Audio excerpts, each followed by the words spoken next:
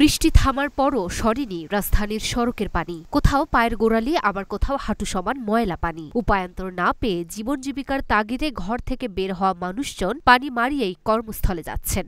কেউ জলাবদ্ধ থাকা রাস্তাটুকু ভ্যান গাড়িতে, আবার কেউ রিকশায় পার হচ্ছেন। এমন চিত্র রাজধানীর ধানমন্ডি এলাকার নায়েম রোডের।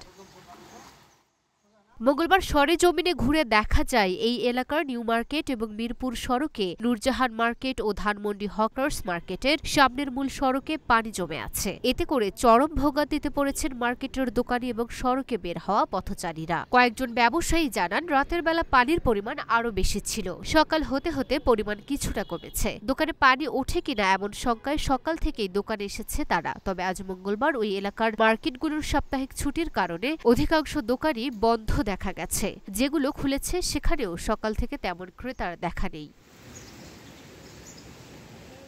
অপরদিকে বেশি বিপাকে পড়েছেন জাতীয় শিক্ষা ব্যবস্থাপনা একাডেমির পার্শ্ববর্তী আবাসিক এলাকার বাসিন্দারা। এই এলাকাটির একমাত্র সড়কেই জমে আছে হাঁটু সমান পানি। এতে করে চরম ভোগান্তিতে পড়েছেন সেখানকার বাসিন্দা এবং জাতীয় শিক্ষা ব্যবস্থাপনা একাডেমিতে প্রশিক্ষণ নিতে আসা বিসিএস শিক্ষা ক্যাডারের কর্মকর্তারা। হাঁটু পানি থাকায় রাস্তায় দিয়ে হাঁটার উপায় নেই। বাধ্য হয়েই অনেকে রিকশায় ও ভ্যান গাড়িতে চড়ে গন্তব্যে পৌঁছাচ্ছেন। পানি জমে থাকার কারণে সকালে স্কুল কলেজে যেতে পারেননি এমন শিক্ষার্থীদের অভিভাবকরাও ক্ষুব্ধ প্রতিক্রিয়া জানিয়েছেন। Luna Afroz, Dhaka post.